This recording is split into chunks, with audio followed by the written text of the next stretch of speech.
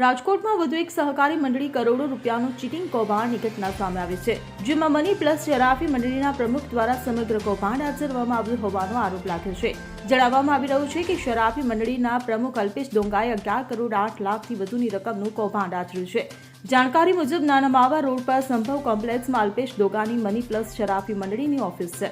અલ્પેશ ડોંગાએ રોકાણકારોને લાલચ આપી હતી કે આ સહકારી મંડળી ગુજરાતના સહકારી અધિનિયમ હેઠળ નોંધાયેલી છે અને જો તમે અમારી મંડળીમાં એફડી કરાવશો તો વર્ષના 12% લેખે વળતર મળશે અને 6 વર્ષમાં તમારી મૂડી ડબલ થઈ જશે। આવી લાલચ આપીને આરોપીએ 50થી વધુ રોકાણકારો સાથે કુલ રૂપિયા 11 કરોડ 8 લાખથી વધુ રૂપિયાની છેતરપિંડી કરી હોવાનું જાણવા મળી રહ્યું છે। જણાવવામાં આવી રહ્યું છે કે ફરિયાદી રશ્મિન ચુનીલાલ પરમાર સહિતના સગા સંબંધીઓ પાસે આરોપીએ સ્કીમ આપીને એફડી કરાવી હતી। જો કે એફડીની પાકતી મુદતે રકમ પરત ન આપતા ફરિયાદીને ફ્રોડ થયું હોવાનું જણાવ્યું હતું, જે બાદ સમગ્ર મામલે રાજકોટ તાલુકા પોલીસ મથકમાં મની પ્લસ શરાફી મંડળીના પ્રમુખ અલ્પેશ ડોંગા સામે ફરિયાદ નોંધાઈ હતી, જે બાદ પોલીસે આરોપીની ધરપકડ પણ કરી લીધી છે।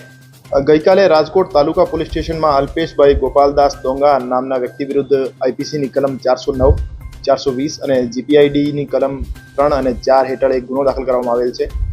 આ કામના આરોપીએ ગુજરાત સહકારી મંડળી અધિનિયમ હેઠળ શ્રી મની પ્લસ શરાફી મંડળી નામથી એક સહકારી મંડળી નોંધાવી એમના પ્રમુખ તરીકે ફરિયાદી તથા અન્ય સાહેદોના એફડી કરાવવાના બદલે વર્ષના 12% લેખે વળતર આપવાનો લાલચ આપી ફરિયાદ મુજબ 60થી વધુ સાહેદોના 11 કરોડથી વધુ રકમ લઈ એમની મૂળ રકમ અને વળતર નહીં આપી એમની આખી રકમ ઓળવી જવાનું કૌભાંડ કરેલ।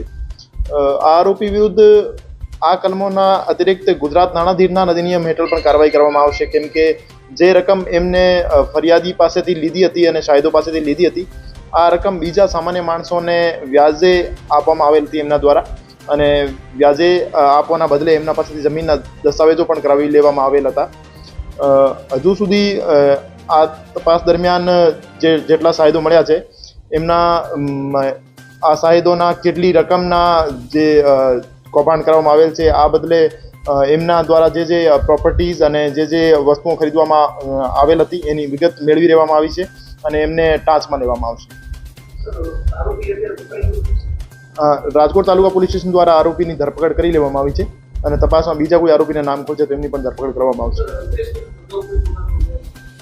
અલ્પેશ ડોંગા વિરુદ્ધ અગાઉ પણ 3 ગુના દાખલ કરવામાં આવેલ છે અને એમના વિરુદ્ધ જે પણ યોગ્ય કાર્યવાહી કરવામાં આવેલ હતી। Bureau report CN24 news. હવે જુઓ દેશ દુનિયાની તમામ ખબરો તમારી આંગળીના ટેરવે। ઉઠાવો મોબાઈલ અને Google Play Store પરથી ડાઉનલોડ કરો અમારી CN24 ન્યૂઝ મોબાઈલ એપ।